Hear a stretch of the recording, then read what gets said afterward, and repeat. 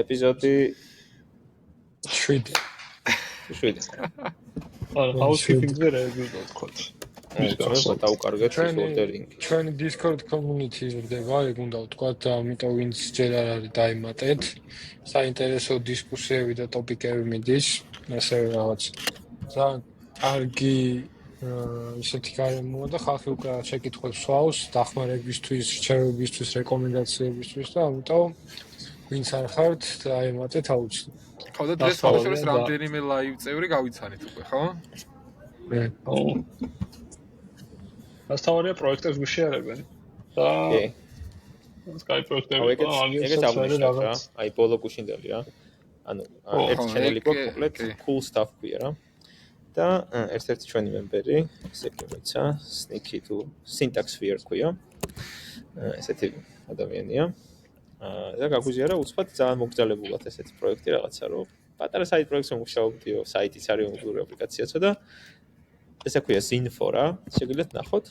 ანუ ჩვეულებრივი სუპერაპია რა. ანუ ერთი გადახდები არა აქ. იმიტომ რომ სუპერაპში გულისხმობ ეს ის რო არის რა ქვია, TBC-ის თუ რაღაც ხო, ისაც სუპერაპი რაც არის კონცეფტი მაგას გულისხმობ, რომ ანუ ისა აქ მანქანის დამატება შეგიძლია, ჯარიმები შეგიძლია ნახო, კურსები შეგიძლია ნახო, რაღაცა ბენზინისა ჩაასხა. შეგიძლია დათრეკო ის რა ქვია, კონტეინერი მანქანას თუ გამოიწერ. ანუ ძალიან ბევრი რაღაცა ერთ ადამიანს გაკეთებული რა. და რავი, კიდე ერთხელ გვაჩვენებს, რომ ძალიან ცოტა ადამიანის მონდომება, როგორ შეიძლება გადაითარგოს ძალიან ბევრი მაგარი პროდუქტის გაკეთებაში რა. ამიტომ მოვიკითხოთ აქედან Zinfo-ს შემქმნელი და ყველას ცოტა დავუჭდი, რომ აჩო ხო არ არის რა, სინამდვილეში. ისე კარგად გავუკეთებ. საინტერესოა, შეიძლება არ გამორიცხოს ფოტოშერის. დღეში 2 საათით. 100%-ით sure დაწონებული ვარ, რომ Nest.js-ზე არ არის დაწერილი ეს აპლიკაცია რა. ეს ინტერვიუ აქედან გაიმართა. აღარ გაუსაძლისია უკვე ეს გომარეობა რა, უკვე. Convex-ი არის შენი აზრით. ისე ანუ Convex-ი ხო არ იქნება დაწერილი. ანუ საინტერესოა ხა როგორც ჩვენ ვთქვით, ანუ solo ტიპი არის რა. და solo ტიპებისთვის ყოველთვის ძალიან useful არის ხოლმე ეს backend as a service პლატფორმები რა. ვიცი რომ თქვენც ეჯექით Superbase და Convex და ვირა სიტყვა თავი ვინ დაიწყებს. ხო დავიწყებ აბა. იდეაში ხო შედარებად ძალიან კარგი ტოპიკია. რაღაც კონტექსტისთვის თავიდან რომ დავიწყოთ ხო რაღაც ზოგადად საუბარი გვაქვს backend as a service პლატფორმებზე. და რა არის backend as a service პლატფორმები? რაღაც სისტემები, რომლებიც საშუალებას გაძლევენ რაღაც პროდუქტის შექმნისას backend-ის კოდი სრულად არ წერო და რაღაც გამზადებული API-ები გამოიყენო სხვადასხვა ფუნქციონალებისთვის რა. ანუ იდეა და რაღაც value proposition-ი ყველა backend as a service პლატფორმის არის, რომ პროდუქტის შექმნა რო გინდა შენ ჯიგა რომ მარტო ფრონტის კოდი წერე. ახლა ჩვენ თლიან ინფრასტრუქტურას backend-ისას მოვხოდავთ, scalable solution-ი იქნება და რაღაც ჩვენ გამზადებული SDK-ები რაც გვექნება, შენი ფრონტის ან mobile-ის solution-ში უბრალოდ ჩაინტეგრირე და ეგ იქნება და ეგ. ჩვენთვის ყველასთვის ცნობილი და საყვარელი instant DB-ც ერთ-ერთი მაგის ალტერნატივაა. და ეხლა რაღაც ბიჭებმა რაც ახსენეს არის შეგვიძლია ვთქვათ ორი ერთი რაღაც ტოპ კონტენდერი ამ ასე ვთქვათ იმაში რა ვერტიკალში პლატფორმების. ეს არის Convex-ი და Superbase. ხო პირადად რაღაც ანუ ორივე რაღაც თავისი ასე ვთქვათ პლუს მინუსები აქვს, მაგრამ მოდი მე Superbase-ზე ვერს არ ვილაპარაკებ, I'm not a fan of Superbase ნახდად რა. იმიტომ რაღაც რელაციური ბაზები, too much SQL, არ მიყვარს ბევრი SQL-ი, მაგრამ ხო ანუ Convex-ზე ვისაუბრებ უფრო რა. Convex არის 20-ში შეიქმნა, 20-ში ანუ გაიშვა, publicly available გახდა 20-ში ეს backend as a service პლატფორმა და აი Firebase-ისგან, თუნდაც InstantDB-ისგან, ასე ვთქვათ იმისგან რა ქვია. ყველა ამ სხვა backend as a service პლატფორმებისგან განსხვავდება, რომ რაც ყველაზე კარგი development experience-ი აქვს რა. და რა გულისხმობ ახლა მაშინ გიო მაგალითად შენ თუ როგორც ვიცი რაღაც უახლოეს წარსულში რაღაც პროექტი აწყე ხო პატარა. და ანუ რა გიწევს ანუ სტანდარტულად backend as a service პლატფორმის გამოყენება როგორ ხდება რაღაც UI-ზე შედიხარ tables ქმნი UI-ზე ინტერაქციით და ასე შემდეგ ხო რაღაც ამ tables field-ებს უმატებ მე რაღაც რელაციებს სამყარებ და ასე შემდეგ და Convex-ის მთელი ასე ვთქვათ სისწრაფე და მთელი benefit-ი არის იმაში რომ UI-სთან მინიმალური ინტერაქცია გჭირდება. ანუ შეგიძლია რომ TypeScript first, ასე ვთქვათ, პლატფორმა არის და შენი React-ის რაღაც იმაში რა ქვია, პროექტშივე უბრალოდ ცალკე რაღაც folder-ს, ცალკე module-ს შექმნი, სადაც TypeScript-ით აღწერ შენ მოდელებს. Backend-ში რა მოდელები გინდა გქონდეს. TypeScript-შივე React-ის პროექტშივე რაღაც ცალკე folder-ში წერ რა backend-ის ფუნქციები გინდა გქონდეს, API-ები და ასე შემდეგ რა. Deployment-ის შეგიძლია ეგრევე Convex-ის CLI რაც არის მაგით გააკეთო. ანუ ფაქტობრივად შენ VS Code-ში ხარ, React-ის კოდს წერ და უბრალოდ ერთ folder-ში გიყრია ყველაფერი მარტო ბიზნეს ლოგიკები. ნოლი ინფრასტრუქტურასთან შეხება და ნოლი ასე ვთქვათ ყველაფრის maintenance. გიო ხა მაინტერესებს პირველ რიგში ეს benefit-ი რამდენად დაინახა შენ შენ გაქვს ყველაზე ასე ვთქვათ უახლოესი გამოცდილება. Yeah, it's the JavaScript idea შენ შეგვიგულოს, მაგრამ ასე თქვი რომ backend as a service რო მაქსიმალურად არ გიწევს backend-ის კოდის წერას. უფრო ვიყო რომ backend-ის ინფრას და არა business logic-ის წერა არ გიწევს რა. ანუ მაგალითად Convex ძალიან კარგად განსაზღვრული boundary-ები აქვს იმ მხრივ რომ ყოველთვის განსაზღვრული სამი ტიპის RPC-ს, ანუ backend-ის ესენი აქვს რა. მეთოდები რომ ან actions წერ, ან mutations წერ, ან queries წერ რა.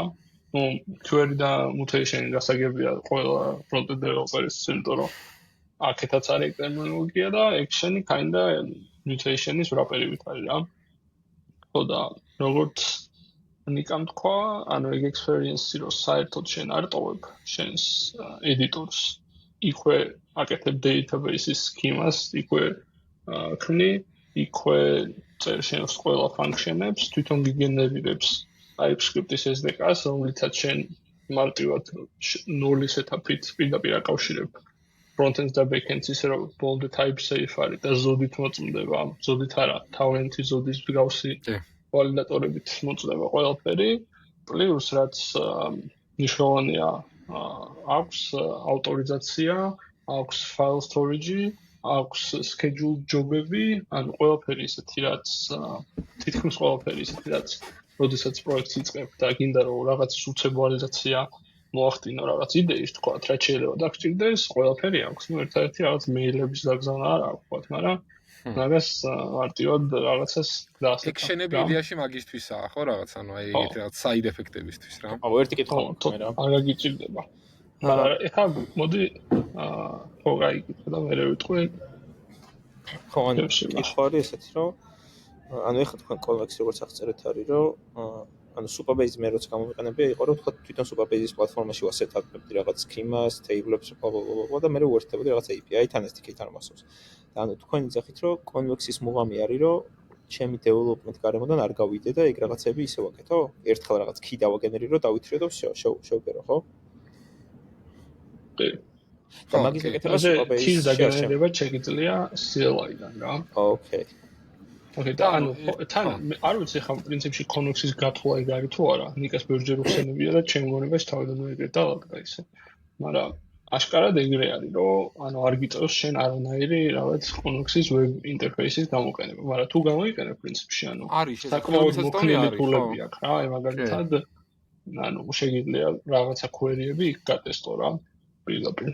კი, და მე ერთს დავამატებდი კიდე, რისი ძალიან მარტივია ამ ასე ვთქვათ ტოპიკის გაუთვალისწინებელ underestimate-ი რა, რომ ანუ TypeScript first-ი რო არის, ეგ ჩემ აზრით აი ძალიან მნიშვნელოვანია, იმიტომ რომ აი მაგალითად ეხლა გვინდა რაღაც Supabase-ი გაარჩიო, ან Instant-ი გაარჩიო, მაინც ანუ იმის დამიხედავად რომ ყველაფერი ეს პლატფორმა, ყველანაირი პლატფორმა გამარტივებისთვისაა შექმნილი. ცოტა learning curve-ი არის, რომ ყველას თავისი notion-ები აქვს, ყველას თავისი ცნებები აქვს.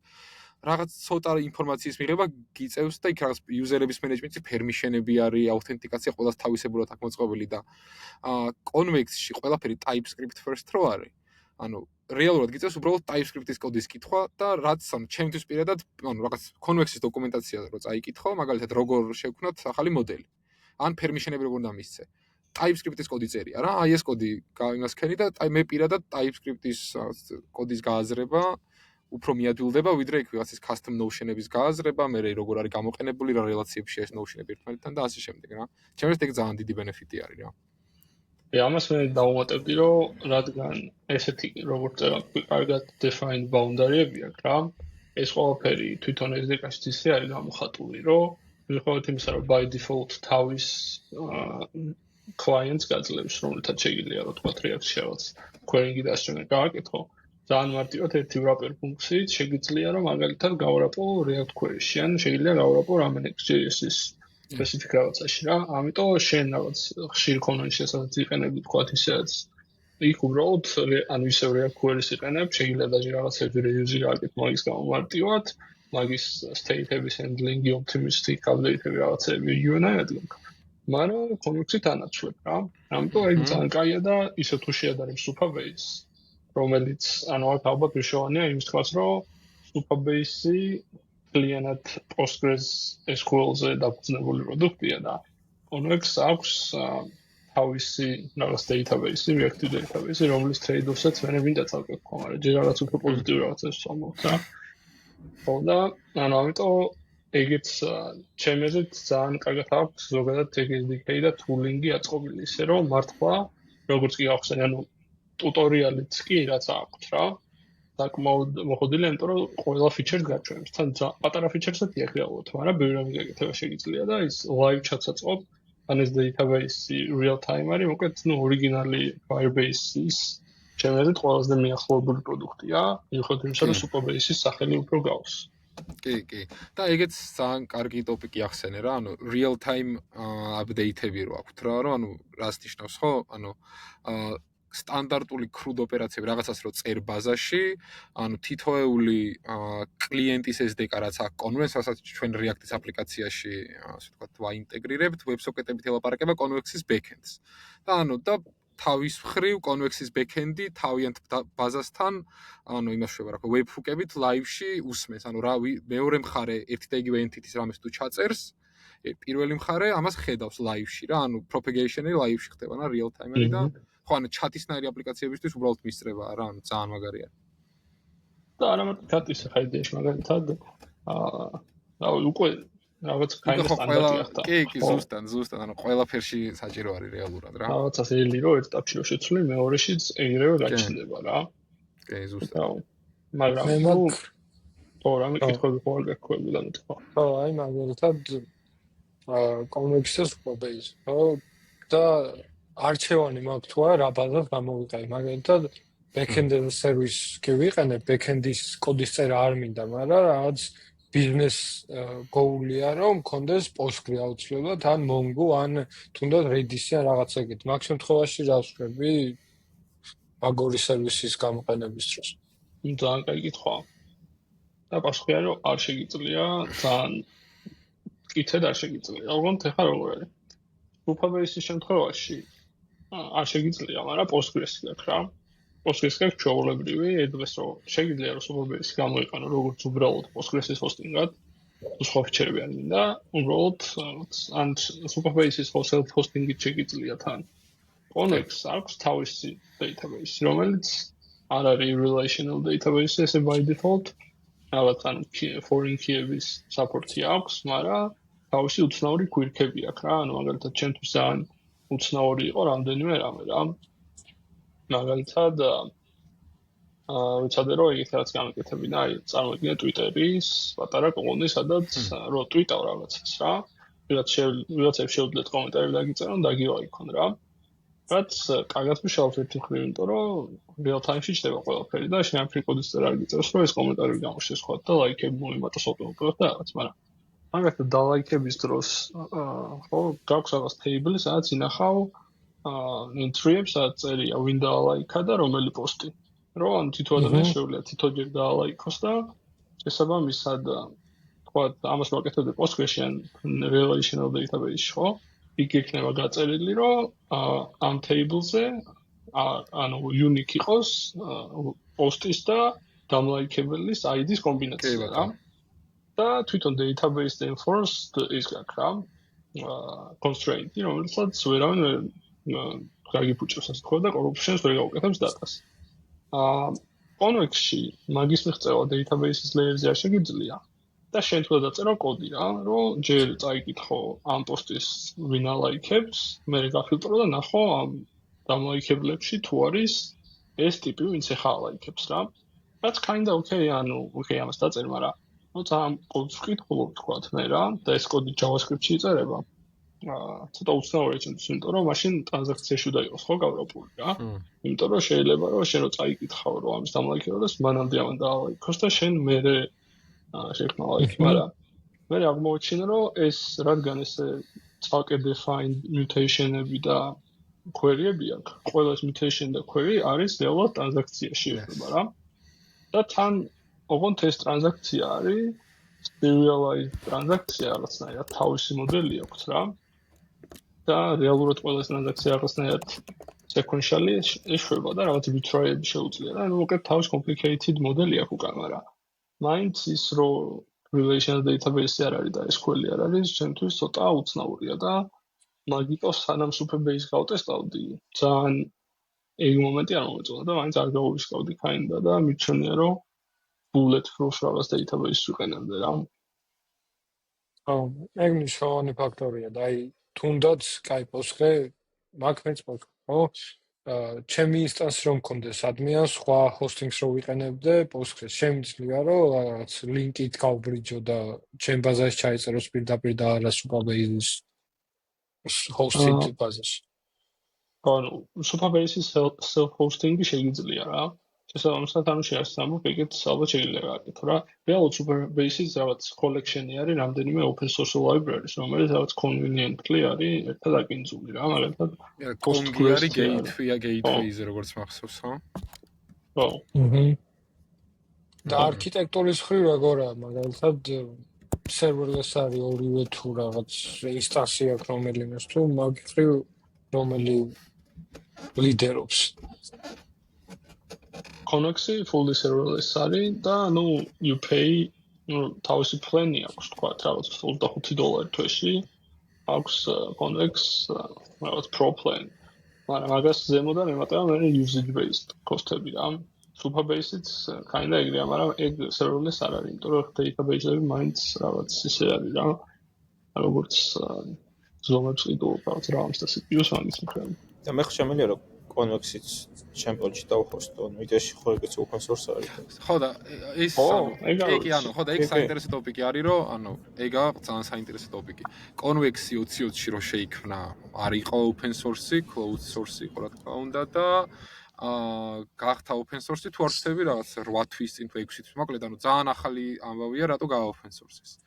Supabase from day zero open source პლატფორმაა თავიდან ბოლომდე რა. და ანუ ეხა აქედან მინდა რომ გადავიდე შემდეგ კითხვაზე. ანუ და ამ ყველაფერს ერთ ინფორმაციას მივუმატებ კიდე რომ როგორც ვიცით instant DB-მაც გავა open source-ა, ხო? და აი ძალიან საინტერესო არის, ანუ რატო აწვება ყველა რაღაც backend-ზე service პლატფორმა open source. ხო და კიდე ანუ Upright-ი რო არის რა, მე რო ახსენებდი დღეს კიდე ერთი ამათი ალტერნატივა Upright. ეგენის open source-ი არიან. ანუ backend-ზე service პლატფორმების ასე ვთქვათ, ყველა ალტერნატივა Firebase-ის გარდა ფაქტობრივად open source-ისგან მიდის. და ანუ კარგად, აი დღეს ვცდილობდი რომ გამიაზრებინა რატო შეიძლება ხდებოდეს. კარგად, ხო, ვერ რაღაც ღირებულ დასკვნამდე ვერ მივედი. კი რამე აზრი ხო რა აქვს მაგაზე. აი რატო იმეშვებიან open source. ანუ ზოგადად ტრენდი არის ხო, ეგ რომ self-hosted და managed solution-ები ორივეს გადალებენ რა. ზუსტად ხა არ ვიცი, მაგრამ ნუ როგორც ჩანს ეგ არის ბიზნეს მოდელი, ხო? ბევრი მაგათი. მან რა არის იცი ის რა ქვია, რა შევამჩნია იცი, ანუ open ესეთი პატერნი მაქვს შემჩნეული, რომ ძალიან კომპლექსურ სისტემას open source-ად გთავაზობენ. გეუბნებიან რომ უმარტივესია ჯიგა რო დაჰოსტე, მერე შენ ცდილობ რომ დაჰოსტო, ერთ თვეს ხარჯავ ვერ ჰოსტავ. უკვე ისე გაარჩიე რომ რაღაც sunken ship fallacy-ში ხარ, წამოსვლას აღარ გინდა და მერე იხდი ფულს რომ managed service-ში გაგასკნა, რა ქვია, მარტივად იქნება. ჩემი აზრით კიდე transparency, ანუ გამჭირვალობის ხარეც გასათვალისწინებელია, იმიტომ რომ კაი ჩვენ რაღაც სათამაშო პროექტს ავაწყობთ, Supabase დავტესტავთ და ამ შემდეგ, მაგრამ ანუ მაგათი გაცვლა ხო ის არის, რომ შედარებით დიდმა კომპანიებმა გამოიყენონ და აქედან გამომდინარე ეგაა ბიზნეს მოდელი. და თუ გამჭირვალი არ ახარ, ჩემი აზრით ცოტა უფრო რთულია, რომ ანუ იცი, რომ თლიანი შენი ტრაფიკი, თლიანი შენი დატაბეიზები რაღაც კომპანიის ხელშია. და ამაში დამატებით კიდე ფულს იხდი და არ იცი data management-ი როგორ ხდება და ამ შემდეგ რა და ეგ ცოტა მაინც უკეთ ჩანს თვალში, როცა იცი რომ open source-ია, ჩემი აზრით. კიდე ერთ პოინტი ვიმატრო. ანუ ძალიან ბევრ ქვეყანას რა და ძალიან ბევრ enterprise კომპანიას აქვს ეგეთი შეზღუდვები და ლიმიტაციები, რომ მაგალითად არ შეუძლიათ cloud-ზე დახოსტონ თქვა თავისი data, არ შეუძლიათ რომ რაღაცა ბანკებს აქვს ხოლმე ხშირად ეგრე, რომ თავისი data ყველაფერი თავისი აქვს და ანუ ეგეთ targets მაზავს რა ეგეთ შემთხვევაში რა. თვითონ პროდუქტი და თვითონ თუ დახოსტავენ ეგრეც ხომ მაზავს. ნუ ანუ მაზავს რას ნიშნავს? ხო ანუ income source მაზავს, ეგ ნიშნავს, ანუ ეგ დეფინიცია აქვს. აი ხო, მათ შეიძლება რაღაცა არაპირდაპირ ის იყოს, ანუ თუ შენ რაღაცა ეგეთ დიდ ბაზარზე propagation-ს უკეთებს Supabase და თვითონ ჰოსტავენ, შეიძლება მე რაღაცნაირი კორელაცია იყოს, რომ უჭველი მოდის შენთან კონსულტაციაზე, რაღაცეებზე რა. რაღაც ფიები შეიძლება აინტერესოა, აინტერესოა. რაღაც conversion rates ზდია ალბათ იმით, რომ შეიძლება. ჯერ რაც მეტი ადამიანი იყენებს, უფრო დიდი conversion rate-ი აქვს რა. თორე თავიდან როგორ paid იყოს და თუ რაღაც individual developer-მა არ გამოიყენებს, მაშინ არც კორპორაციები არ გამოიყენებენ რა. და ესე ანუ ჩემი აზრით impact ძალიან უგულებელ ყოფს, რომ open source contributions არის thing რა, ანუ ხალხი აკეთებს ძალიან ღირებულ კონტრიბუციებს თუნდაც ეგეთ პროექტებზე. და დარწმუნებული ვარ Supabase-ზეც და Convex-ზეც და ეგეთ პლატფორმებზე ძალიან ბევრი იქნება უბრალოდ open source კონტრიბუცია. კი, ძალიან მაგარი ისტორია არის ერთი. ეხლა მასთან ვმუშაობდით vector database-ებზე და PG vector არის მის extension Postgres-ი რა. და რამდენიმე წელი 2 თუ 3 წლის წინ Supabase founder-ი ყვებოდა როგორ დაამატეს PG vector-ი რა. ანუ ხო არსებობდა ბაზარზე ჩვეულებრივად extension-ი და ამხელა Postgres-ის პლატფორმაა ხო Supabase და ნუ არ ქონდათ რა.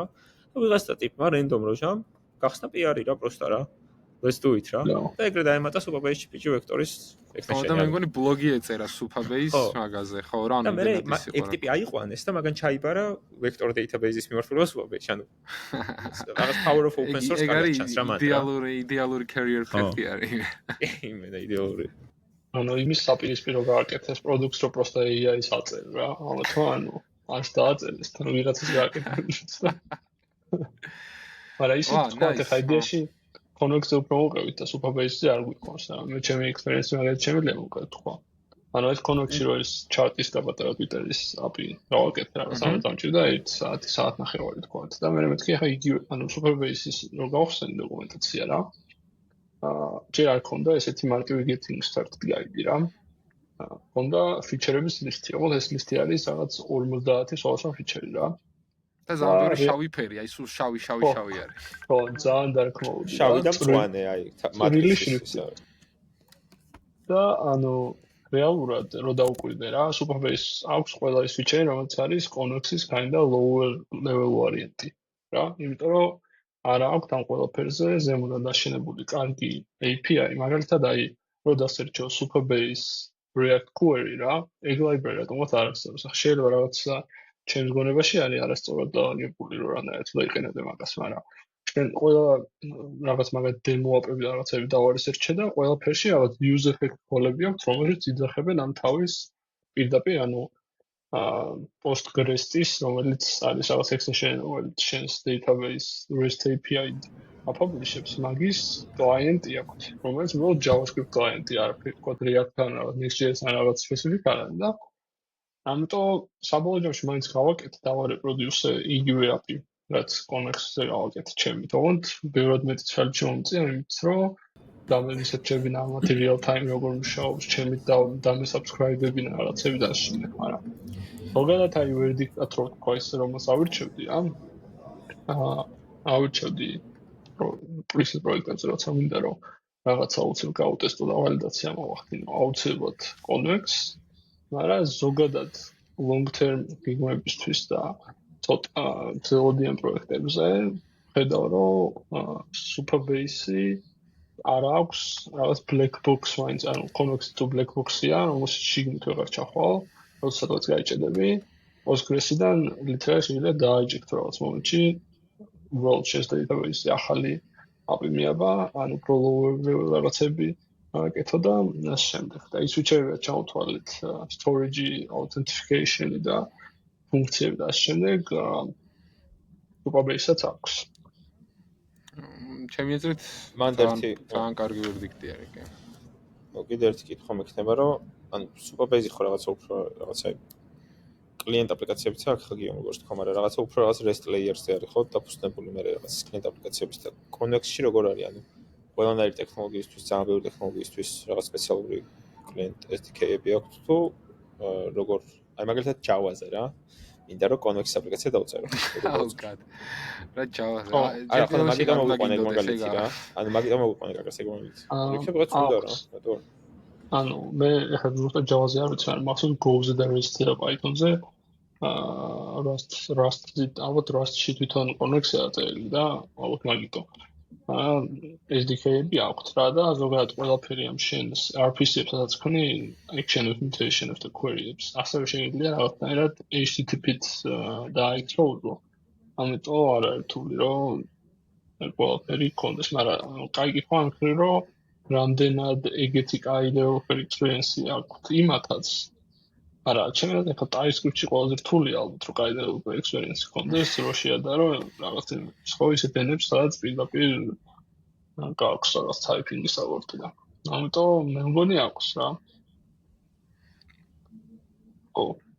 ხო და ისე იგი ხა გიომრას თქვა ეგ საინტერესო то есть აჩომრას თქვა ჯერ და მე გიომრაზეც ვპასუხ ანუ ყველა ეს პლატფორმა ყოველთვის და ეს ინსტანტივისაც ეხება გთავაზობ შენ როგორ კლიენტს რომ აი ანუ იმ ალტერნატივასაც გაძლევთ ჯიგრებო რომ მარტო მთლიანად ჩვენ სისტემაში კი არ აწყოს კი არა აწყოთ თქვენი მთლიანი ბექენდის ლოგიკა აი მოდი რაღაც ნაწილი ჩვენთან აწყეთ და დანარჩენი მაგალითად თქვენ სერვერებზე გქონდეთ რა. ანუ ეგ ფუნქციონალი ყოველთვის არის ხოლმე და ანუ ძალიან მომხიბლავი არის რა ძალიან რა. ანუ მაგალითად ვთქვა რა. ეგეც ხადი არის ყოველთვის. ანუ ინტეგრაცია შეგიძლია შენი სერვერებიდან რა. ანუ API გამოდგმული არის უბრალოდ და მაგალითად ინსტანტში თუ რაღაც table შექმენი და რაღაც flow აწყე უკვე რომ მაგალითად ინსტანტიდან რაღაც შენი ცალკე ფრონტიდან ინსტანტში წერდა კითხულობ და მე უცბად ანუ ამის რაღაც შენ სისტემაში გამოყენება თუ კიდე API ჩვეულებრივ exposed არის რომ ამ table-ის კონტენტი სხვა შენი სერვერებიდან წაიკითხო რა. ანუ მე შემიძლია ერთი მიკროსერვისი მქონდეს ინსტანტზე სიტყვაზე თუნდაც ზუსტად ხო და შენი მთლიანი სისტემა ცალკე გქონდეს აწყობილი და უბრალოდ ელაპარაკე კი. ასევე თუ არ ვწდები ამ backend as a service-ებს ძალიან heavily იყენებენ mobile app developer-ები რა, რომლებიც თქვათ ძირითადად Swift-თან, Kotlin-ან React Native specific ტიპები არიან და თუ დაბა რამდენად ინტენსიურად იყენებთ. ანუ მე მაქვს ეგეთი კითხვა რა. თუ რაღაც ახალ პროექტი გაქვთ, რაღაც თიმი ხართ და უნდა გააკეთოთ რაღაც კონკრეტული პროდუქტი.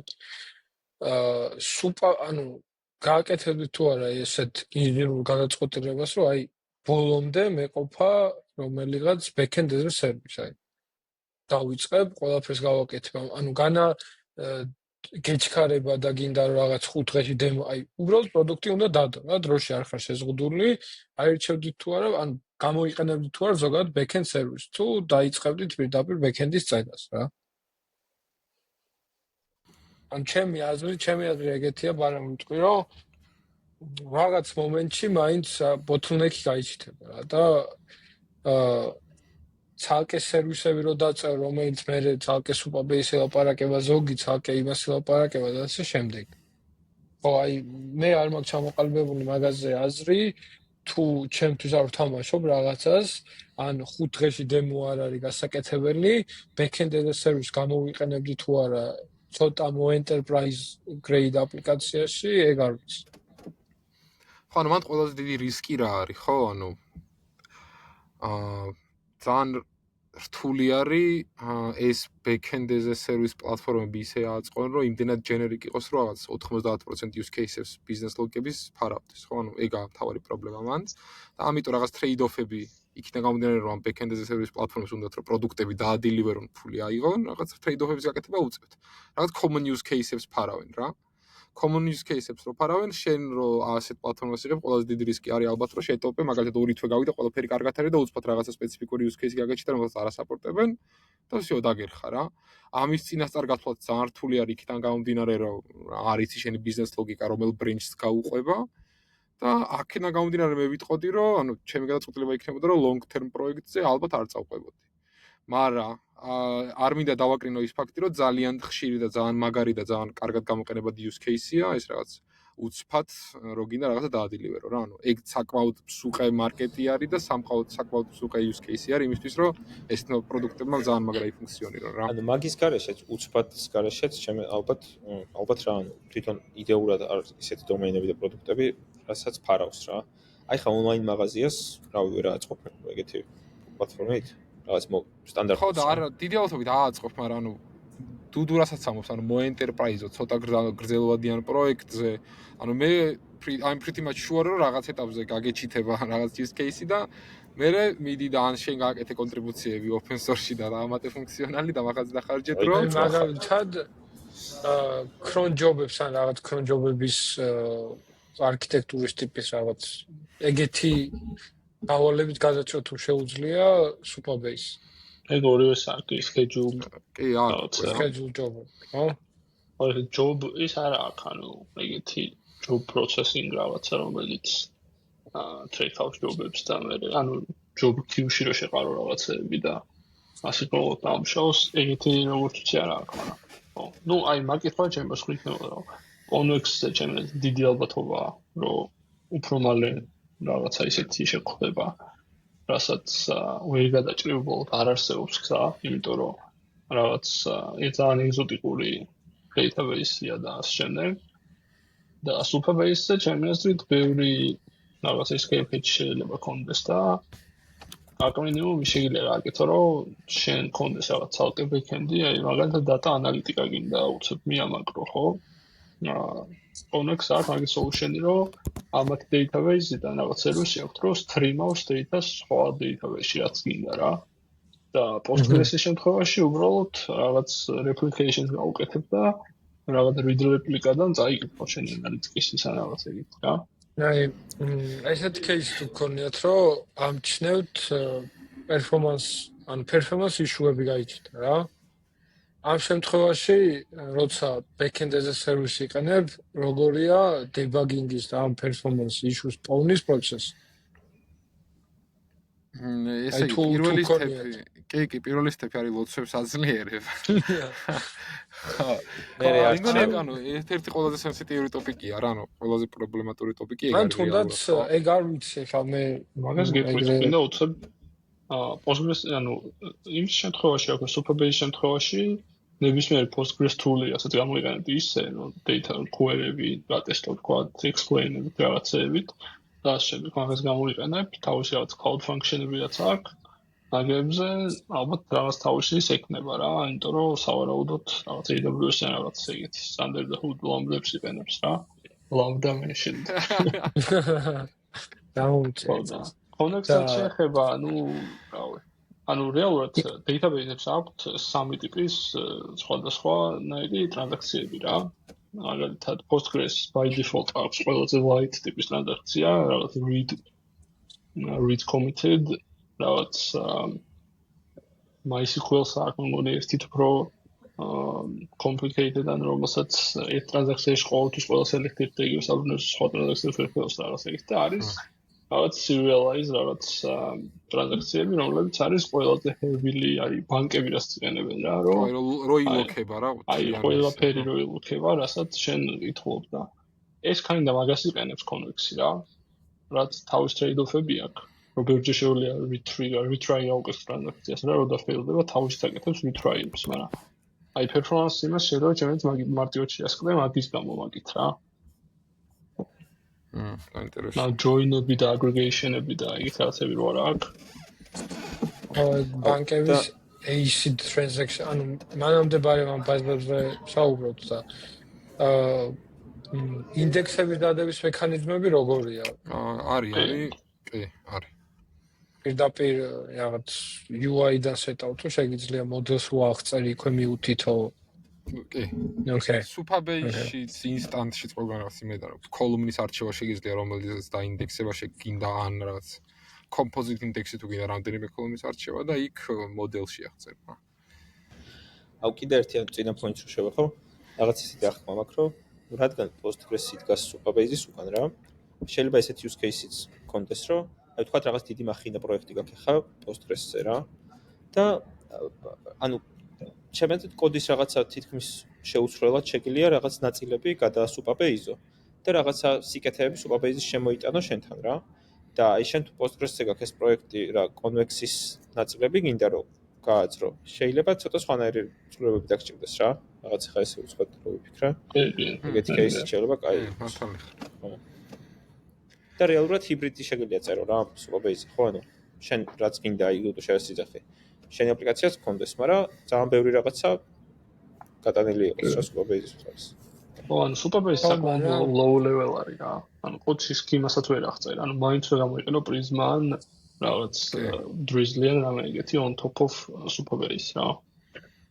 ეი, მაგრამ ეგ ახალი სერვისების დამატება რო დაგჭირდეს, ეგ უკვე მოწარმოიდგინო შენ ორი რაღაც ახალი სერვისი დაამატე და ორივეში გჭირდება Supabase-თან კავშირი. მე ხო public HTTP-ს უნდა დაუკავშირდე უკვე ყოველ ჯერზე Supabase. რაღაც შენ network-ში ხო ვერ გექნება ეს Supabase instance-ი.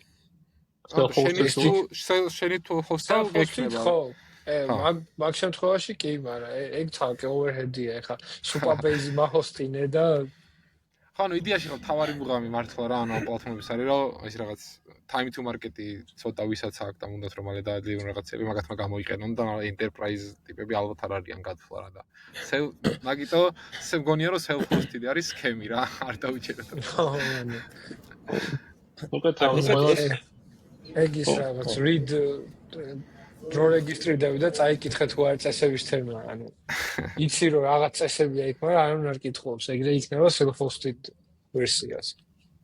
ჩვენ გავარჩიეთ ჩვენოთ ხო, იმიტომ რომ ყველას რაღაცა მომენტში რაღაცაში გვაინტერესებდა და რაღაცაში გვჭირდებოდა რა და არც ისე გრძელვადიანი რაღაც აუთლუკები დავდეთ. და ვისაც გამოგიყენებიათ გრძელვადიანში და რამე არასწორად თქვით ან რაღაცაში არ გვეთანხმებით ან პირიქით სწორად თქვით, მოგწერეთ ან დაუწერეთ კომენტარებში რაღაცა და მე კიდე დავუბრუნდებით რა.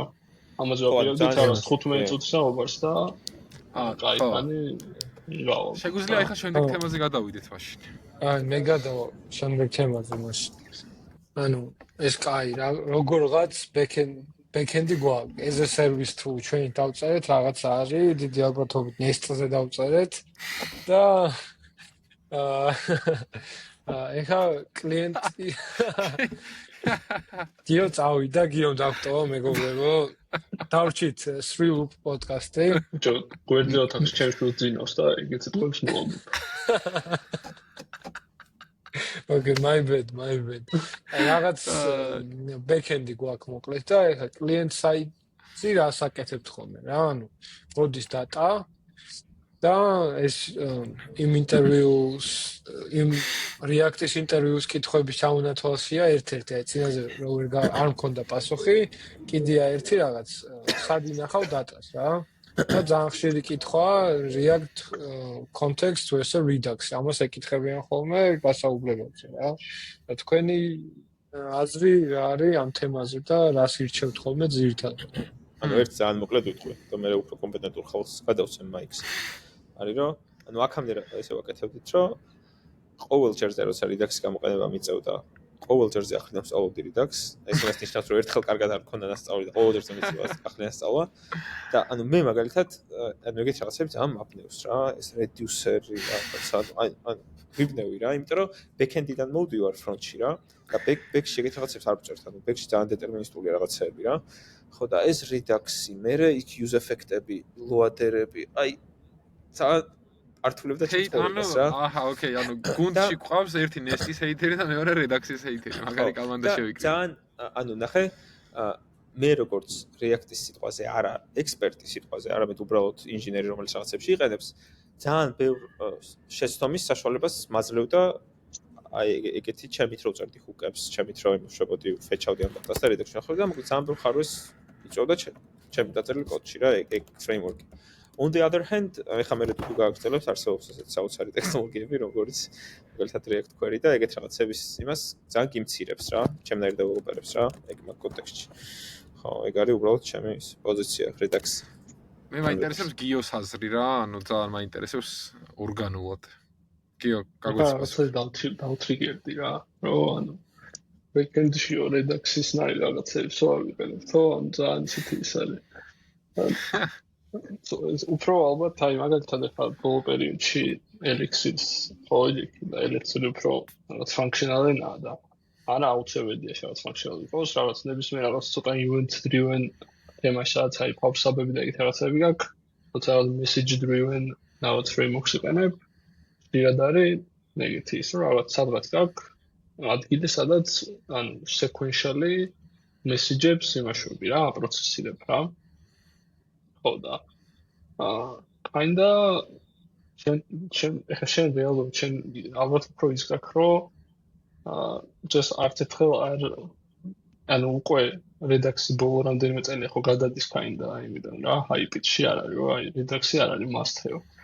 და ამიტომ არ მოგიწია რომ აი ჩამჯდარი ყავდა ჩემთვის თავის დროზე რა, როცა რედაქსი გავიგე რა იყო თქვათ, მაშინ დენ აბრამოვს ჰქონდა თვითონ რაღაც კურსი, სადაც რედაქს წერდა 0-დან და გიხსნიდა ვაფშე რა იყო და როგორ მუშაობდა რაღაცა და მაგიტო რაღაც თავის დროზე მაგას შემიყვარდა რა. არა, ეხლა ზოგადად use case-ებზე კიდე მე მოგიყვებით, შეიძლება შენს თქვი აბა დუდუ შენი ისინი მიდგომები.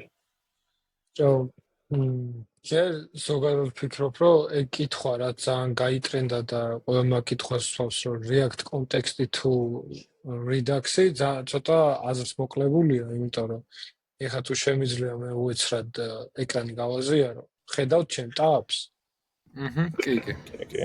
აქ React Redux-ის source-ი თუ ჩავალთ, ნახავთ, რომ იმ providers, რომელშიც Redux გამოყენების დროს მთლიან კოდს ვრეპავთ, იდეაში არის ჩვეულებრივი React context-ი რა.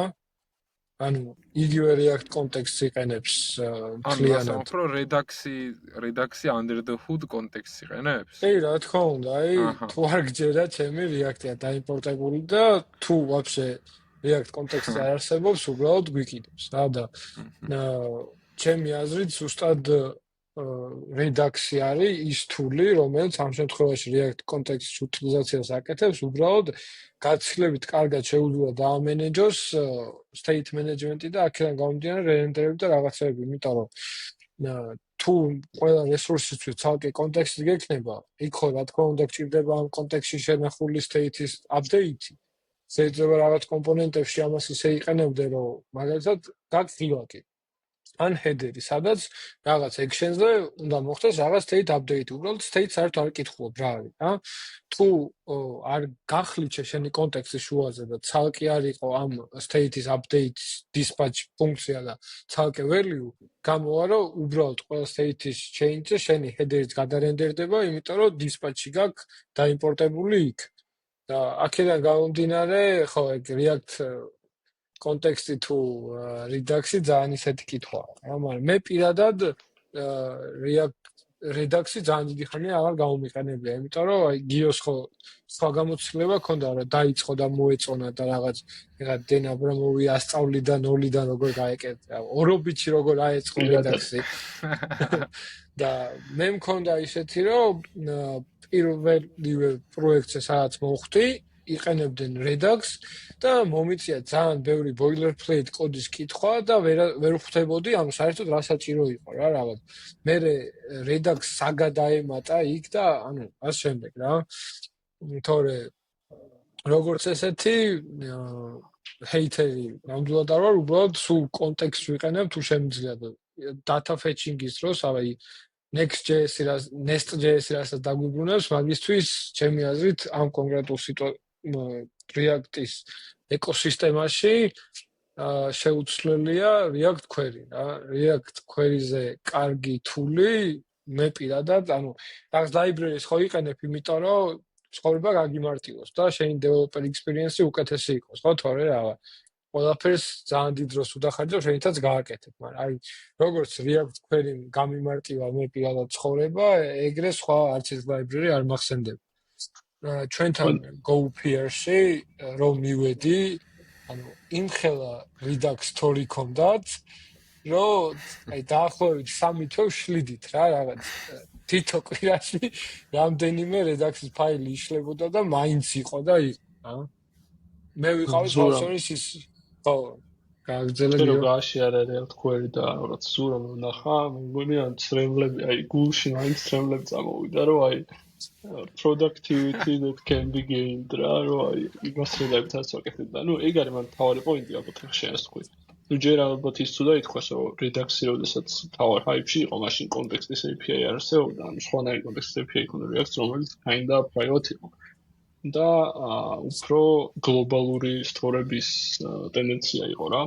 და მე თან data fetching-ისთვისაც არ იყო კარგი API-ები, მაშინ class-based კომპონენტები და იყო და შემდეგ და ყველაზე კარგი, ასე თქვათ, შედარებით ელეგანტური solution-ი მაშინ იყო, რომ Redux-ში ქონოდა data fetching-ის ლოგიკა, როცა ყოველთვის some actions ქნიდი, like success data loading, data fetched, data error და ყოველთვის რაღაც ამ action-ები თენლოდ და ძალიან boilerplate ქონდა და და ხო, ეხლა როცა უკვე თვითონ ჰუკებიც გაქვს, მათ შორის reducer ჰუკი ხო, ან use state ჰუკი, რომელიც ლოკალურად გამოიყენო. ან თუნდაც ეს ჰუკები, ამ ჰუკების კომპოზიცია ჩასვა კონტექსტში და რაღაც შენი feature-wide story გქონდეს. მაშინ და ამდენი developer tool-ი აქვს და ამ ყველაფერს კიდე ზემოდან ემატება React query data fetching-ისთვის რა. მართლა გაქრა Redux-ის საჭიროება რა. მაგრამ თუ ვიცით ასეც კიდე Mobix-ი რა, რომელიც თავიდანვე ესეთი ტიპი იყო, რომელიც უფრო გლობალური story-ა, მაგრამ წერტილოვანი update-ები შეუძლია უფრო და უფრო ოპტიმიზირებული და მაგალითად აი ლინიარი Mobix-იდან ვსწორდები, ანუ თავისი sync layer-ის წინ რა. ხო, მე დიას ვიტყოდი. მაგრამ ხო, ამაზე თუ არ ვთქვი, მანდ ჩავაყვეხებ, რომ ეხლა React query-ის ეს test-x start-ი რომ მოიყო ან თავისი routeri და რაღაცები ეგ თუ მაგას თუ გადაავლეთ თვალე და მაგას თქვით თუ ეს Redux-ის თემას მოვჭით. Redux-ის ბარემ იმასაც ჩავყოთ რა, ჩემი აზრით რა არის თქვენი ეს ყველაზე კაი კონტექსტის use case. ეხლა კონტექსტი ძალიან ბევრი ამის და ძირითადად library-ები უმეტესობა ეხლა კონტექსტებს იყენებს, რასაც global state-ზე ჭირდება ხოლმე წვემა და ამ შემდეგ, მაგრამ ჩემთვის პირადად user-ებთან ინტერაქცია, ანუ authentication და ყოველთვის რო აკითხვა რაღაც ტოკენი local storage შევინახო თუ cookie-ებში მქონდეს თუ ასე შემდეგ და მერეა სად შევინახო ეგ user-ი რა. ანუ მაგ მხრივ ჩემი აზრით ძალიან კაია კონტექსტი. user-ი რატო არ უნდა შევინახოთ local storage-ში? ვითომ რა არის მაგაში პრობლემა? ხალხს ვიცნობ რომელიც რაღაც JSON stringify-ს უკეთებს user-ს და local storage-ში ინახავს. მაგრამ დუდუს ინტერვიუ გძელდება. ბოლო ეპიზოდში დუდუ roast-ი დაიწყო. ხო, შევხვდა ეგეთი სეგმენტი, რომელიც განა მარტო ჯივეთ ტოკენსი ინახავდა local storage-ში, მთლიანი user-ი იყო string-ად გადაქცეული და ეგ იყო შენახული. ამიტომ ეგეთი პრაქტიკა მე კიდევ ხარ გავარ ჩემ აზრზე, რომ ეგ მაგას თავისი use case-ები აქვს, რომელსაც offline ვილაპარაკებთ მე და არა, მე არ დამიწერია მაგაზე. არანაირი use case არ არსებობს სამყაროში. მაგას დაგიმტკიცებ რომ არსებობს, მაგრამ იცი რა მაინტერესებს მე? აი როცა ხო ვილაპარაკობთ ხა. აი you're safe. დუდუ ეხა შენახსენე ტოკენის შენახვა local storage-ში და cookie-ებშიო. უცბად აბა მითხარი რომელი გამოვიყენოთ რა case-ში. ჩემი აზრით local storage საერთოდ ანუ არ უნდა შეინახო.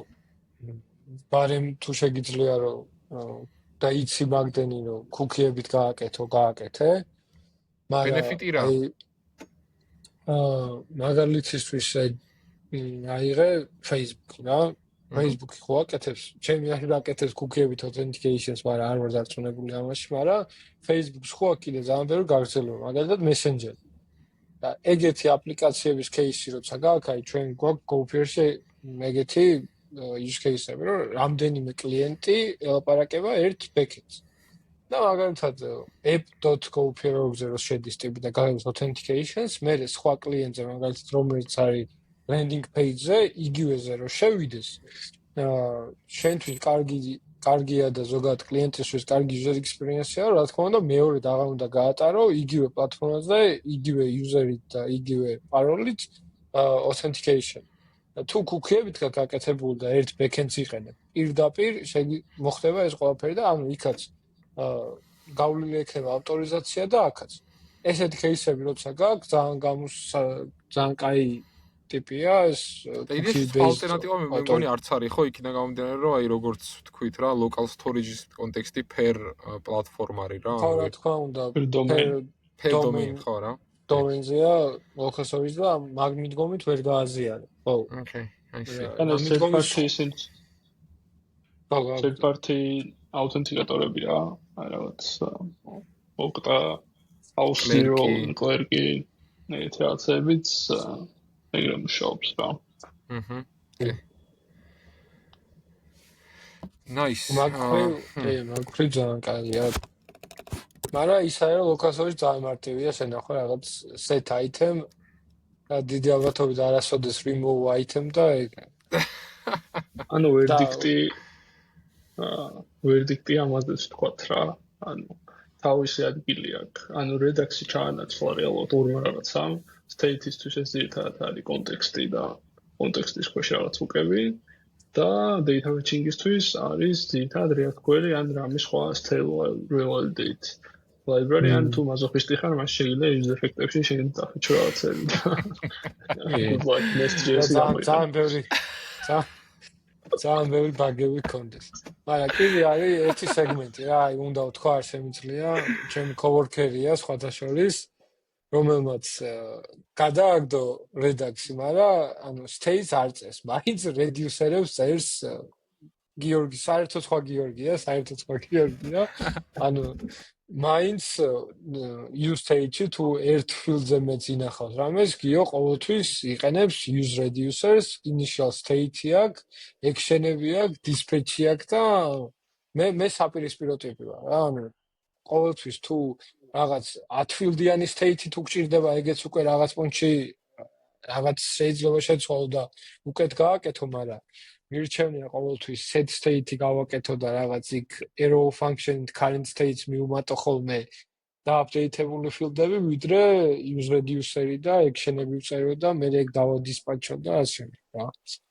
და respond to ანუ შევინარჩუნო ანონიმურობა. მოთმინება გიო. და საინტერესო სახო ანუ თქვათ რაღაც გაქვს სამი state variable is loading რაღაცა data და რაღაცა ხო და დუდუ ამბობს რომ მე გამოვიყენებ სამ use states რა და ნუ ჩემი პასუხი ისაა რომ okay ან ტრანზაქციებზე ვაპარაკობდით და kind of that's იგივეა რა invalid state-ები თუ გინდა რომ მარტივად აიღო თავიდან გაქვს reducer-ი სადაც ყველა update-ი serial ანუ sequentially and tandemობით trigger-დება რაღაც uncertain სამი სხვა state-ის გამოძახება ვინც არ მირევს რომ საერთოდ რა მოხდება ან ცოტა გაუგებარია და ამიტომ მირჩენია რომ reducer-ში ხონდეს ძალიან დეკლარატიულად გაწერილი ყველა შესაძლო action და როგორ დააპდეიტდება state-ი atomic-ly რა კი, მაგაში გეთანხმები რომ ანუ მე რო ვკითხულობდე კოდს use reducer-ით დაწერილი კოდი გაცილებით კაი წასაკითხა, მაგრამ ჩემთვის use state-ით გაცილებით კარგი დასაწერია, მარტივი რა,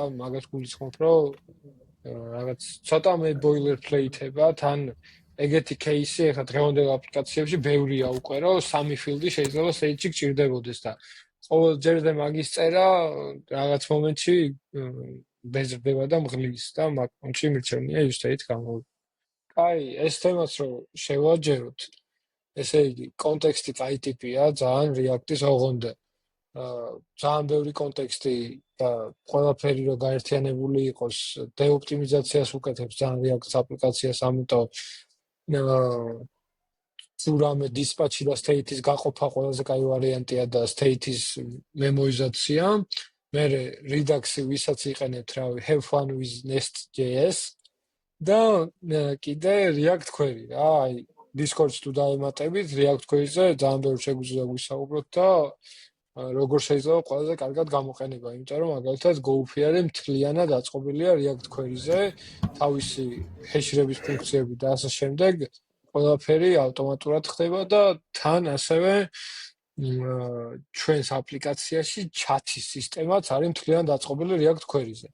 ანუ ჩატში მესიჯები და ასე შემდეგ ყველაფერი ინახება React query stage-ში და სოკეტებიდან შემოსული ინფორმაციით ეს სინქრონიზაციის მექანიზმი გვაქვს აწყობილი, რაც საშუალებას გვაძლევს იმ მესიჯების კომპონენტში არაფერი არ იცოდეს იმამ საიდან შემოვიდა ახალი მესიჯი და ასე შემდეგ, უბრალოდ ერთი query ეწეროს, რომელიც fetch-ავს message-ებს და მე სოკეტებით ამას როგორ ვააპდეითებ და ასე შემდეგ, მაგაზე კიდე შეგვიძლია დეტალურად ვისაუბროთ.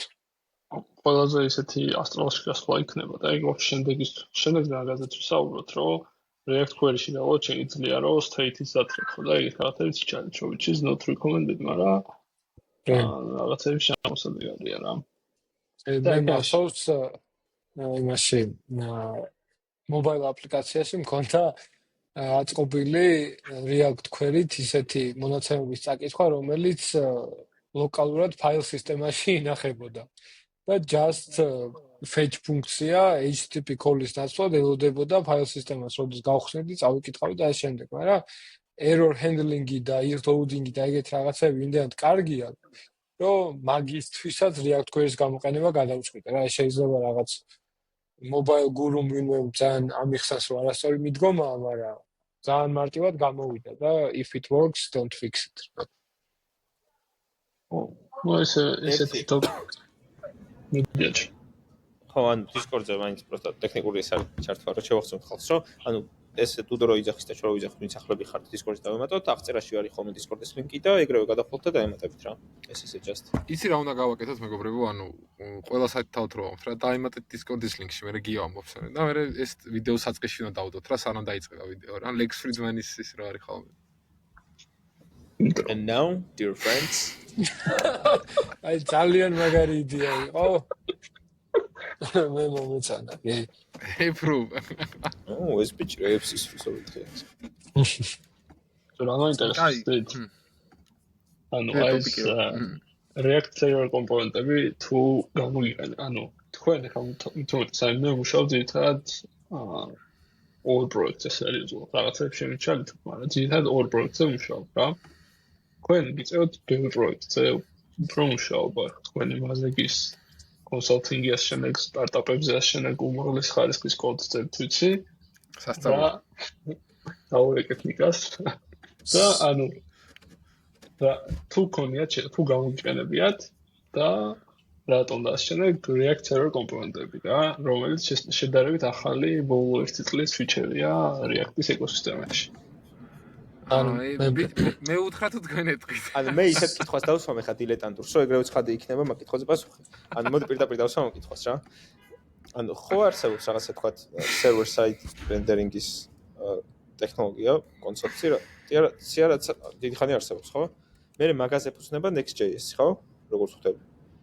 და აი ეს React server კომპონენტები რო გამოვიდა ახალი update-ი. აი ეგ რაღაც სად ხდება მაგ ამბავში რა, ანუ იგივე არ არის იგივე. აი ხა ალბათ უკვე ყველა ვიხდით ხო პასუხს ამ წინა კიოს კითხვაზე.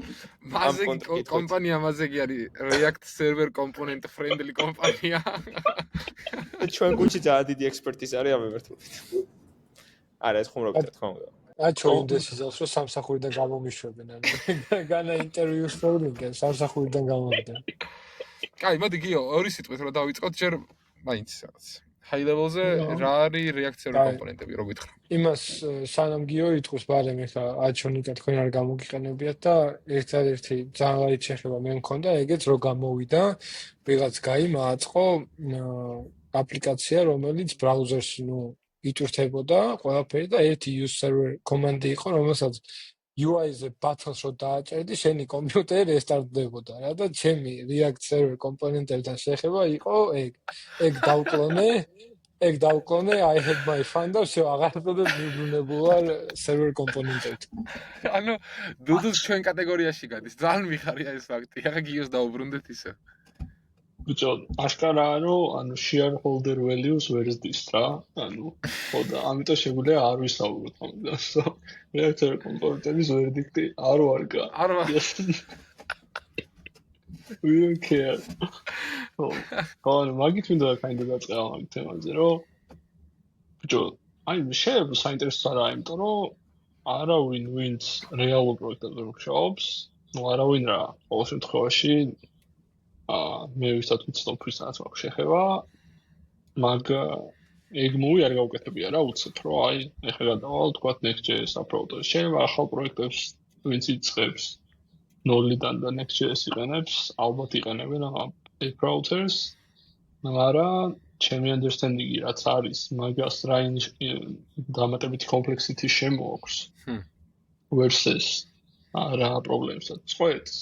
ჩემთვის არის ეგ რაღაც აი 10%-იანი გაუმჯობესება საიტის პერფორმანსში, თქვათ და რაღაც ერთიორ mental model-ში და საპირწონედ გაქვს ძალიან დიდი complexity, თუნდაც ის რომ გაქვს ორი ტიპის კომპონენტები server და ჩვეულებრივი კომპონენტები, რომლებიც შორისაც რაღაცები არ ხდება, კონტექსტები არ გადაეცემა ერთმანეთს. ამაში async-ით შეგიძლია, ამაში არ შეგიძლია და ასე შემდეგ, რა. და სანამ საერთოდ დეტალებში ჩახვალ რა, მაგალითად რო იყო რაღაც კომპანია, რაღაც უკვე არსებული API აქვს და გინდა აი GoPR-ის წარმოდიო წერალი აქვს query ხორსენ. და მინდა რომ ჩემს CTO-ს უთხრა რომ ოკეი, აი ეს ახალი ტექნოლოგია გამოვიდა და მოდი ამაზე აი ეს გამოვიყენოთ რა. და ანუ იმისთვის რომ ეს ავხსნა, დამჭირდება რაღაც 1 საათი და 15 სლაიდი, რომ ვაჩვენო რაღაც სხვა web vitals performance-ის ისინი რომ რატო არის ესა თუ ის უკეთესი რა versus რაღაცა როგორც არის React query ხო რომელიც ანუ day 1 შეიძლება რაღაც incremental დააიგებთო მომენტ ისიც შეგიძლია kinda მაგრამ ну still და ძალიან დიდ პრობლემას გიჭრის რა და თან მე მგონი საერთოდ ისეთ სამყაროში რა ანუ ისეთ რაღაც რეალობაში ცხოვრობთ სადაც თვითონ just server side rendering-იც კი არ არის ძალიან დიდი market share არ აქვს ჩემი აზრით რა ბევრი აქვს, იმ კომპლექსით დაჭირდება, ხო? ახლა ჩვენ მაგალითად GoPR-ის აპლიკაციები, ყველაფერი ჩვეულებრივი read render რაღაცაა და აღარც არ ქონია არანაირი საჭიროება, რომ სხვანაირად ყოფილიყო. ერთ-ერთი server-side render და ჩვენ landing page-ი, სადაც რაღაც scraper-ები კითხულობენ და იცას და ეგეც SEO-ს,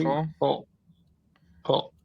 ხო და ამიტომ რადგან ეგეც კი არ არის თითქოს რომ signal page-ებიც ბოლომდე ვერ ჩაძირა. ერთადერთი ანუ კიდე იმიტომ არ Next.js-ის დიდი წილი რომ რაღაც default framework-ად მაინც მინიშნება default starter-ად და რადგან server side rendering ხელი ჩაშენებული აქვს, ამიტომ ხალხი იყენებს, მაგრამ ზოგადად ეგეც კი არ ჩანს რაღაც mandatory რაღაცა რა და ამიტომ reactive კომპონენტები ძალიან რთულია და თუ იქნება დაინტერესება ხალხის რომ უფრო დეტალებში ჩავიდეთ იმიტომ რომ ეგეც აი როგორც უფრო base და context-ი ვისაუბრეთ, მაგის სიტის ლოგი იქნება. მოგწერეთ და შეგვიძლია მე რომ ჩავყვეთ და ეხლა თუ რამე თქვენს კითხვები გაქვთ თქვათ რა. შეგვიძლია მაგაზე ვისაუბროთ. ხო, მოდი მე შეგვიძლია ცოტა ხანი მაგაზე ვისაუბროთ. პროდუქტიულად. ხო, პროდუქტიულად გამოვიყენოთ ეს დრო რა. კითხვა მექნება ესეთი რომ ოკეი ლითერალი ყველასგან ყოველთვის მესმის რომ server side rendering-ი server side rendering-ის გამოყენების ერთ-ერთი თუ არა ერთადერთი benefit-ი არის SEO კონტენტის, ასე ვთქვათ, SEO კონტენტისთვის მორგება რა თვითონ პლატფორმის. დანარჩენი benefit-ები აქვს ერთი რამე. Okay. Well, вообще, man the interesting რომ real server side rendering means like 5 different things. არის რაღაც server side rendering, almost React როგორც ბიბლიოთეკა გაძლევს, როგორც საკმაოდ basic-ი და არის server side rendering, რომელსაც თქვათ Next.js-ის page router-ი გაძლევს, რომელიც შეიძლება უფრო advanced იყოს რა. და მაგალითად აი ერთ-ერთი პირველიც მახსენდება არის რომ თუ single page application-ში შენ გაქვს რაღაც მინიმალური HTML, რომელსაც ერთი script-ი აქვს მიბმული. და просто რაღაც index.js აიმპორტებს, რომ მე ჩატვირთოს მთელი JavaScript-ი და მე ჩატვირთოს მთელი data. server-side rendering-ში შეიძლება მინიმუმ გააკეთო არის, რომ პირდაპირ გაჩვენოს რაღაც skeleton UI, იმიტომ რომ server-მა გაარენდერა უკვე ეს HTML-ის რაღაც basic UI, ყველანაირი data-ს გარეშე და მე დაიწყო JavaScript-მა ჩატვირთვა და მე ის გააკეთე და მე დაიქატავს real contents.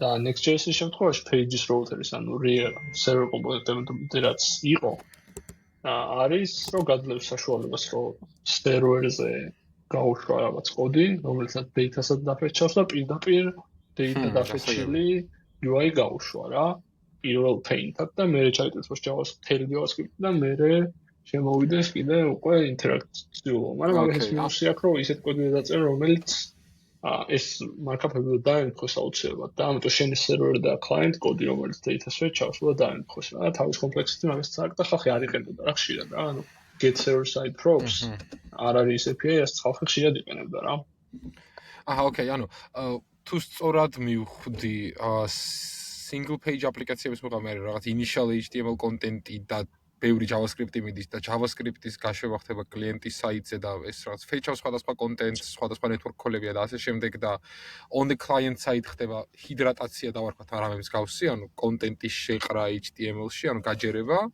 და მეორე მხარეს არის რომ ყველაფერი server side-ზე ხდება და გატენილი გაწიზგილი HTML-ი მოდის front-ზე, რომელიც მარტო დარენდერება არ დარჩენილი. ანუ React-ის ტერმინებში ჰიდრატაცია უფრო server side rendering-ის დროს ხდება, როცა event-ების რეგისტრაცია მიდის. ოკეი, I see. იდეაში ანუ იდეურადაც ხო ეგრეა, single page applications HTML რო ნახო, HTML head body tag, ანუ that's all. და მე მოდის უკვე ყველაფერი და იქ მაგას web page-ებს ხო აქვს თავის მეტრიკები რა, როგორც მაგალითად Google-ით რეკავს შენი საიტი რამდენად კარგია. ერთ-ერთია first contentful paint. ეს first contentful paint როდის გამოჩნდა user-ს და ანუ როცა server side rendering და აპლიკაცია მოდის first paintful content გაცილებით მალე ჩდება user-ისთვის და ინტერაქცია უფრო მალე შეუძლია ვიდრე როცა single page აპლიკაცია. კიდე მე დავამატებდი რომ რა თქმა უნდა performance, იმიტომ რომ რო წარმოიდგინო ეს ყველაფერი React-ი უნდა გაეშვა შენკენ და თუ ტიპის რაღაც device-ი ნაკლებად performant არის, რა თქმა უნდა server side rendered აპლიკაცია უფრო კარგი ტიპი გაიჩნდება. ასევე უნდა მეკითხა ზუსტად, კი. ხო, ასევე bundle sites უნდა გაითვალისწინო რა, იმიტომ რომ წარმოიდგინე რამდენი დამატებით რაღაც მოყვება აქ რომ მე გაიშვას და მე ისიც ძალიან თემა რომ single page აპლიკაციის დაოპტიმიზირება რომ lazy loading-ები მოხდეს per page. ეგ შედარებით რთულია, მithumetes ad Windows webpack-ის ტექნოლოგიაზე თუ ხარ, ეგ რო წარმოიდგინო შეიძლება user-ი authentication-ის და რეგისტრაციის გვერდს ვერ გაცდეს, მაგრამ ამ დროს მოყვება setting-ები, რაღაც video player-ის კოდი, ანუ აქ ყველაფერი მოდის ცენტრში რა. და ეგ თუ კარგად არ დაამენეჯე, ძალიან დიდი bundle-ის იღებს user-ი ისეთ დროს, როცა საერთოდ არ ჭირდება.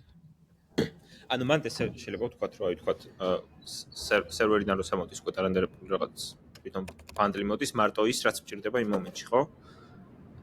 ოდეს ხის გაგიშე ალტე თეორი კაი ეს ამაყ. ხო, კაი იქნება. ჩარტი გაკეთებული რა. Without change screens. ჯერ ვერა. Not yet. ეხლა კი.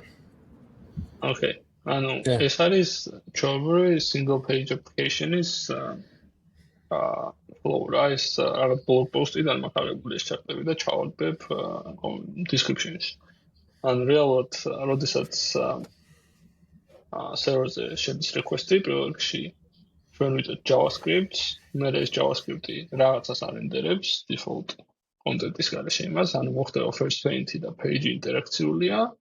მე გავუშვებს ეს JavaScript-ი queries და უკვე დაგვიბრუნებს server-ი content-ს რა უკან. ეს არის single page application-ის flow რა. მე გადავდივართ როცა უკვე server side rendered ვართ, როდესაც server-ზე რაღაც shell-ი იქნება, მაგრამ არ გზავნის მაინც მთელ JavaScript-ს, ახდენს ჰიდრატაციას და მე ეშვება query და მე რენდერდება კონტენტი რა. და ეს არის უკვე React server component-ის თემა, როდესაც შენ database query შეგიძლია გაუშვა აპში. თან დაარენდერო და ეგრევე როგორც კი ჩაიტვირთება ეს ყველაფერი, შენ გაქვს უკვე კონტენტიც და first paint-იც რა. თან JavaScript-ის bundle-ი უფრო პატარაა, იმიტომ რომ server component-ების JavaScript საერთოდ აღარ აგზავნე. და უფრო მალე ხდება ინტეგრაცია და ხდება ინტერაქციული. და მე კიდევ თუ React-ის interview question-ებში გადავალთ, შეიძლება suspense-ი გამოიყენო და რაღაცები საერთოდ პარალელურად მოხდეს და server-მა გაგისტრიმოს დამატებითი data მოგვიანებით და კი შეამცირო რაღაცების დროები რა. ხო, შემდეგ კითხვა იქ ჩემი რაღაც შეიძლება მსგავსი ხასიათის იყო, რომ ანუ შემიძლია თუ არა, რომ რაღაც ნაწილები, ანუ თქვენ ახლა landing page დიდიავთ თქვით, რომ ანუ ცალკე Next.js-ზე კონდაწყობილი და უშუალოდ რაღაც core პლატფორმა React-ზე ცალკე. მაგის გარშე ერთად თუ შემიძლია ეს ყველაფერი კონდეს, რომ რაღაც page-ები server rendered კონდეს და რაღაც page-ები client rendered და ნუ Next.js აქვს რეალურად ეგ built-ი, ხო?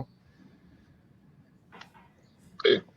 ანუ ამ ახალ Next.js-იც ну, просто ყველა client რაღაცას use client-ები უნდა გავუწერო. მარტივია რაღაცა just server-ები გქონდეს, მაგრამ ну შეიძლება რა. შვენიერი.